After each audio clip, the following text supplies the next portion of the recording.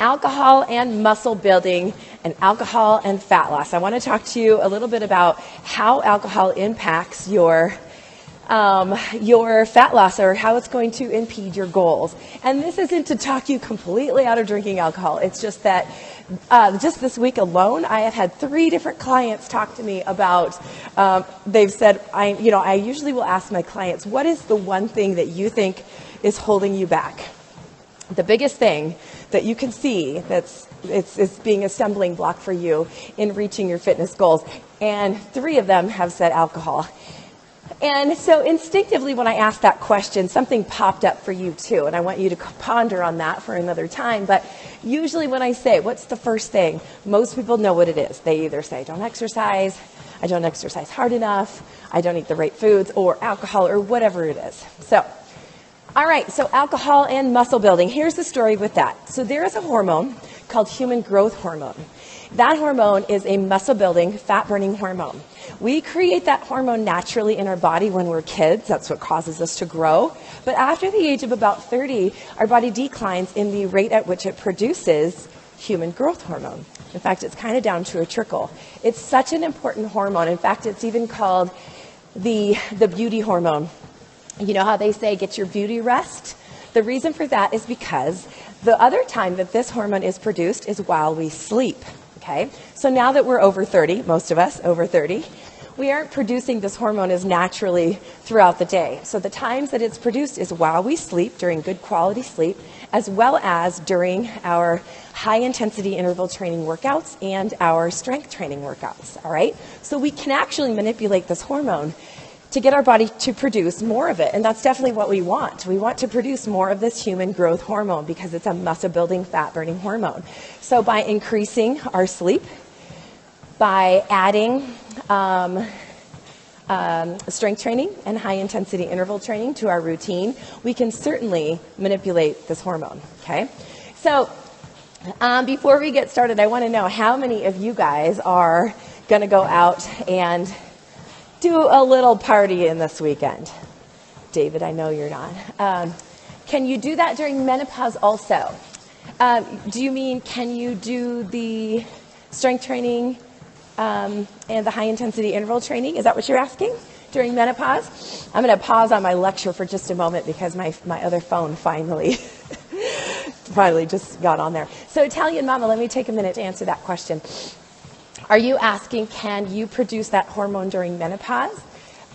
Yes. So, in fact, that's one thing that I am always telling my menopausal women, is that it's really important to add strength training to your routine, because we're going to diverge just a tiny bit, because this hormone kind of comes into play here with alcohol as well. Because during menopause, it's when we start dropping our levels of estrogen. Estrogen is also a muscle-building, fat-burning hormone. And when we head into menopause, we stop producing this hormone. That's what drives us into menopause. So if you guys will excuse me for just one moment, I have to head on over here. And so by adding the strength training to your routine, you can increase the stimulation of 2 hormones that we're also going to talk about today in regards to alcohol. It's human growth hormone and testosterone. Now, many women think, well, why would I want testosterone? I'm a female. I don't really want testosterone, but we do. We need a certain amount of it, and it is a muscle-building, fat-burning hormone. That's why men tend to be so much leaner than women. So you do want that hormone floating around, and the way you can get it as a woman after menopause who has no estrogen is by lifting weights and doing high intensity interval training and getting good sleep, which I know is not conducive, or I should say menopause is not necessarily conducive to getting good sleep. But all right, so there you go, back on track. All right, so we're going back. I was trying to get my Facebook Live going, but my other phone is doing just silly. Oh, you're welcome, darling. My other phone is being silly here. So let's just hop into it again. All right, so we have human growth hormone. All right, hang on a second. I'm sorry, you guys. Got any more questions while I get this set up here? I might be able to. I was trying to save myself an hour later today by, such a pain, my phone. I think it's time to get another phone. Hey, did Beck just come in the room? She just came in the room like throwing hearts everywhere. Look at that. Isn't that nice? Okay, so let me take a quick pause. How are you guys going to do today on, Emily. Is that Emily? Emily, it's good to see you. Yes, the plank challenge starts tomorrow. So it is in my bio, and you can grab that, and that will be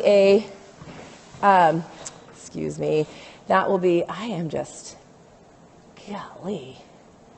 Excuse me, guys. Let me do one thing at a time because it never works well to do two. Okay, there we go. All right, yes, the plank challenge. The free plank challenge starts tomorrow, and I'll give you a little more information on that as we go here. But let's jump into alcohol and fat burning. So we have the hormone, human growth hormone. Human growth hormone is a muscle-building, fat-burning hormone. And the interesting thing about it, as I said, is that we don't produce it after the age of about 30. It starts to decline. The only time we can produce it is when we sleep and when we engage in strength training and high-intensity interval training, okay? Human growth hormone is our beauty hormone, which is why they say get yourself some beauty sleep. Hi, Christy. So I want you to understand that the hormones are the reason that alcohol will slow your fat loss, all right? One of the reasons. And there are some kind of indirect reasons that alcohol is going to slow your fat loss. But to begin with, we're talking about that human growth hormone. So the consumption of alcohol decreases your production of human growth hormone in a couple of ways. So again, this human growth hormone triggers muscle growth and the growth of bone and other tissues. We need that hormone, especially as we age. So we need everything that we can get to help us to increase our muscle, our bone tissue, our tendons, ligaments, all these other tissues that are kind of handy to have, right? So if we're going to be doing things that decrease our ability to make these hormones, this is not so great. So alcohol will decrease your ability to, or decrease the impact of human growth hormone. In fact, so if you think about this, we talked about human growth hormone being produced when we sleep. After the age of 30, we don't produce it naturally as much as we did when we were kids.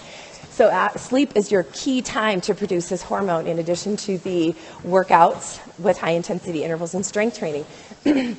So alcohol tends to inhibit your sleep, even though you think that you're drinking and then you're going to bed and you're like, oh, I was out. And you're not getting the deep quality sleep that you would get if you didn't have alcohol in your system. So even though it seems like alcohol makes you sleepy and lethargic, you're not going to the deep state of sleep that you would without it, okay? So the problem is, by not getting to that deep state, you aren't getting the burst of human growth hormone that you would in an unalcoholic state, okay? So it disrupts your sleep rhythms. In fact, it can disrupt your sleep rhythms up to 70%. 70%. That's huge. That's like barely sleeping, really, when you think about it, and barely producing that human growth hormone.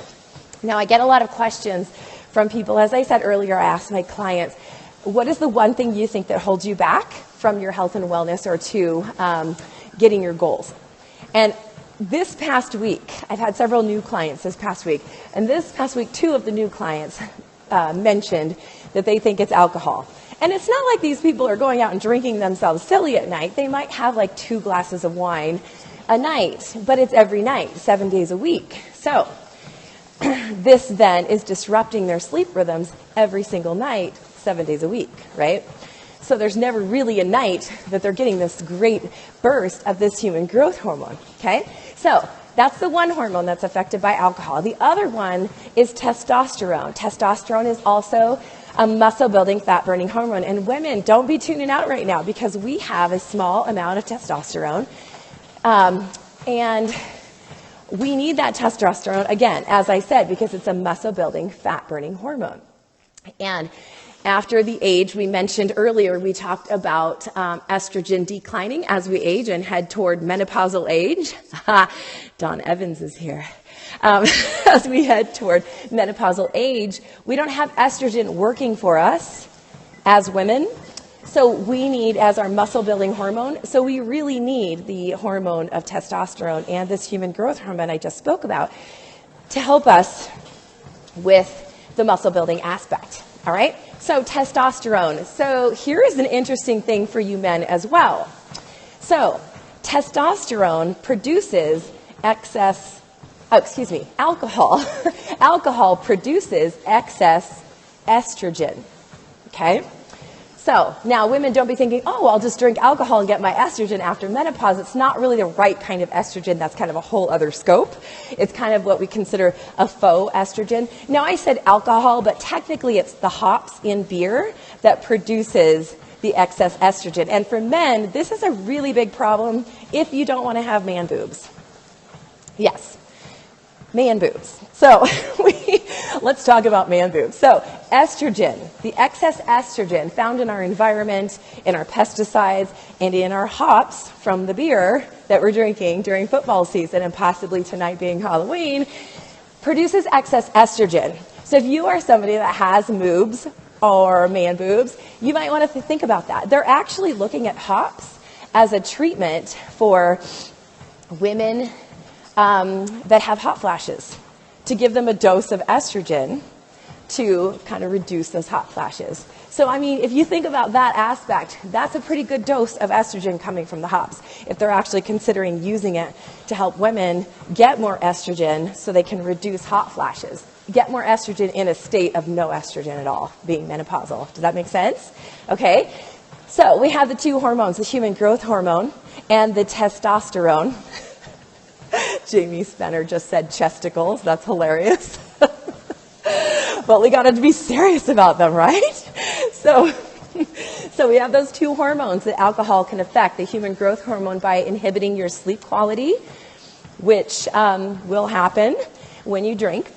And then the testosterone, which could increase your likelihood of having more estrogen floating around in the bloodstream.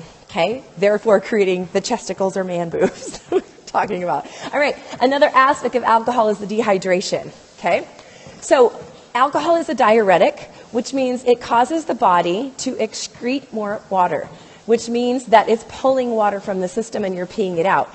So you might be thinking, oh, I'm hydrating, I'm drinking a liquid. However, that particular, just like coffees and teas, are pulling water from your system. Part of this being that it's your liver is working hard to process through this alcohol. So it's trying to kind of dilute what's going on in there, okay? So thinking about this, as you draw water from the bloodstream, you have thickened blood. Thickened blood can't move as fast. It's kind of like the difference between spaghetti sauce blood, you know, from a good Italian mama, and tomato juice blood, okay? So as that blood is moving more slowly because it's thicker and less fluid, it's taking a lot longer to get the oxygen to your cells. It's also increasing your blood pressure. It's pushing, it's thicker. So it's pushing against your arteries, increasing blood pressure, as well as increasing your resting heart rate, okay? Because your heart is like, dude, move. Let's get that blood through there because I need to get oxygen to the tissues. So your heart rate has to go up. Your blood pressure is increased as the thickness of the blood pushes against the artery. That's exactly what blood pressure is. It's the pressure of the blood running through the tubes called your arteries against those tubes. So just like filling a balloon, if we make that blood thicker, it's going to push harder against the arteries and increase the pressure against the arteries. So blood pressure is actually really simple if you think about it like that. So here's the other thing. If you're under chronic dehydration from drinking alcohol, say every night, chronic dehydration is stressful to the body. Stress in the body increases another hormone called cortisol. The cortisol hormone increases the storage of belly fat. All right? So when we're looking at all of this, we think of it as just a simple drink, but we need to think about what happens inside the body as these hormones are produced. Now, it's not that I drink a glass of beer and all of a sudden all these hormones show up, but they are in process and responding to the alcohol, going to show up and do what they need to do to maintain a pleasant environment in your body, okay?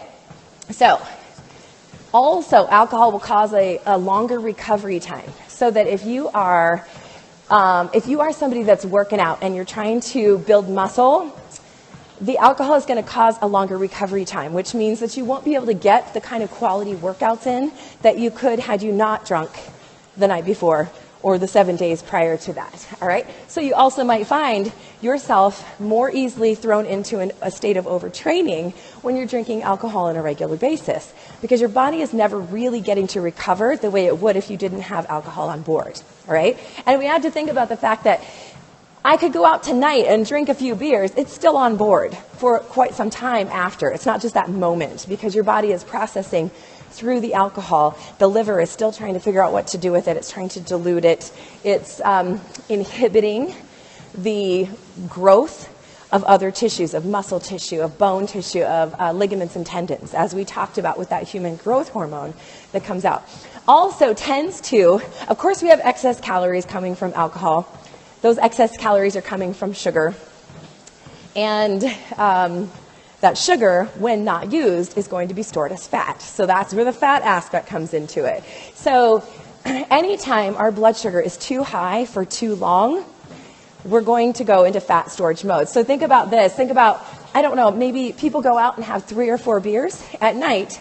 And that could probably take, I don't know, maybe 2 hours, over the course of 2 hours.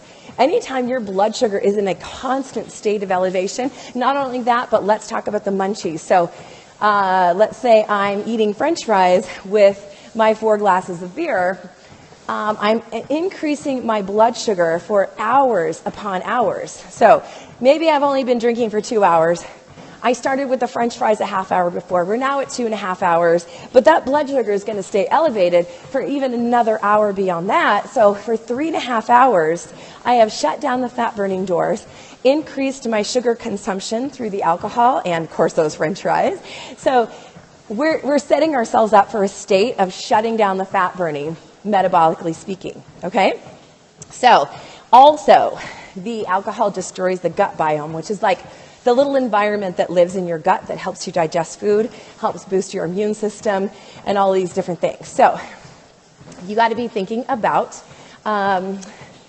what's going on, the long-term effects of that, not to mention that your liver is primary in helping with your metabolism. So if your liver is trying to process through the alcohol that it's receiving on a nightly basis, then it has to kind of moonlight to, yes, it was Dawn. It was written for you. It has to slow down its metabolism to deal with the detoxing of the liver. And that's not to say if you drink a few beers a night, you're completely toxic and whatever. However, over the course of time, it still gives the liver a lot of work. It's just like constantly folding laundry, and then somebody throws those clean clothes back in the laundry bin, and you're like, wait a minute, I didn't see anybody wear this, but I still have to wash it, dry it, and fold it, and put it away. That's your liver on alcohol, okay? So we have hormonal impacts of human growth hormone, testosterone that we talked about. We have the dehydration factor, the diuretic, the cause of munchies, right? Because oftentimes when we're dehydrated, we tend to think, oh, I'm thirsty, our energy crashes, and we tend to think that we're hungry rather than thirsty, okay? So then we go for the munchies, and we start having these late-night munchies, taking in the excess calories in addition to the excess calories of the alcohol that came with the beer. So I'm not super clear on the calorie content of beer, but let's say, I'm sure somebody here is. So let's say I had 4 beers in a night at 120 calories a beer. I'm still looking at almost 500 calories a night, 480 calories, and excess calories a night. That's 1 pound of fat gain a week. 1 pound of fat gain a week. Not to mention, now somebody might say, yeah, but I drink light beer, but you're still going to get all of those hormonal effects from the light beer that's going to slow down the production of the proper hormones that are muscle building, fat burning, good sleep making hormones, okay? So when you take it down to the numbers, it's a little hard to deny, plus the excess side effects that are going to be longer lasting than just the few hours of drinking that you're doing. So again, like I said, I had many people this week mention that that was the thing they thought was holding them back, and they said, well, I just need to give it up, I guess.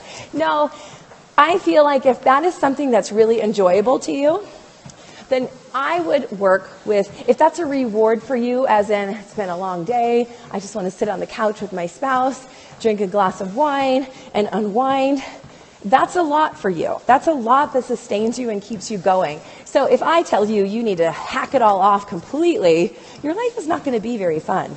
So I would recommend that maybe you just pick maybe 2 nights a week. The other thing is if you're drinking every night, you're affecting your sleep every single night, right?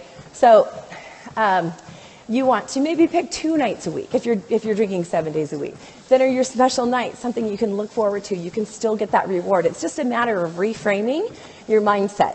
Now, don't get me, okay, I'm gonna give you a statement that is kind of a good, better, best statement. It would be better for you to drink more 2 nights a week than it would to drink less every night of the week, right? Now, I'm not giving you permission, but when you look at the hormonal impact of it and the lack of sleep factor in that respect, it would be better. Now, we're not talking in the caloric respect or what it does to your liver, but from those 2 perspectives, it would be better for you to squeeze the drinking into 2 nights. So think about that.